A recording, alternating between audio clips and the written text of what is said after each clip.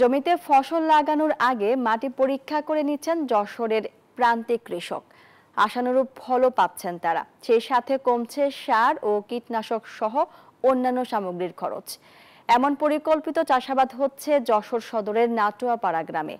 বুলবুল শহীদ খান হিমেলের তথ্যচিত্রে desk report.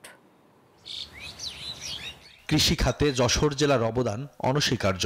যেমন সবজির রাজধানী হিসেবে ঐতিহ্য রয়েছে, তেমনি ফুলের রাজধানী হিসেবেও খ্যাতি দেশ জুড়ে। পরিকল্পিত চাষাবাদের লক্ষ্যে যশোর মৃত্তিকা গবেষণা ইনস্টিটিউটের সহযোগিতায় ব্যতিক্রমী উদ্যোগ নিয়েছেন যশোর সদরের নাটুয়াপাড়া গ্রামের শ্যামল বিশ্বাস। মাটির স্বাস্থ্য পরীক্ষা করে চাষাবাদ করছেন তিনি, পাচ্ছেন সুফলও। ইতোমধ্যে অনুসরণীয় হয়ে উঠেছেন সবার কাছে। জমি মাটি যখন পরীক্ষা নিরীক্ষা কিছুই করতাম না, তখন দেখা যাচ্ছে যে 10টার ঘাটতি দিচ্ছে ইউরিয়া, এটাও ইহিতে বিয়ে করে দিত। এখন আমরা এটা পরীক্ষা করে শিওরে দেখা যাচ্ছে 10টা জায়গায় 10টা দিই, 10টার ঘাটতি হলে। এইটা এখন কাঙ্ক্ষিত বান্ডেল থাকলে প্রতি সেনমানিতে টাকা বাঁচবে। বিকাশ সেনমানি বান্ডেল কিনে জিতুন প্রতি লেনদেনে।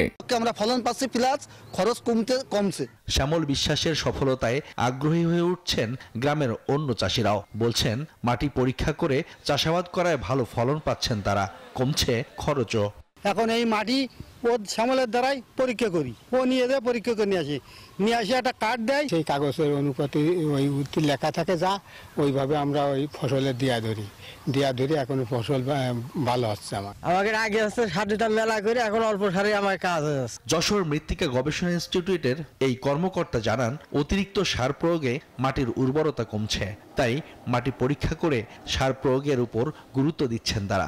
উদ্বুদ্ধ হয়ে যে কৃষকগুলো আসছেন, তারা মূলত অত্যন্ত হ্রাসকৃত মূল্যে সরকার কর্তৃক ভর্তুকি মূল্যে তারা মাটি পরীক্ষা করে সুষম সার পাচ্ছে, সার সুপারিশ কার্ড পাচ্ছে, যার ফলে তারা তাদের সারের খরচ, উৎপাদন খরচ কম হচ্ছে, ফলন বেশি পাচ্ছে।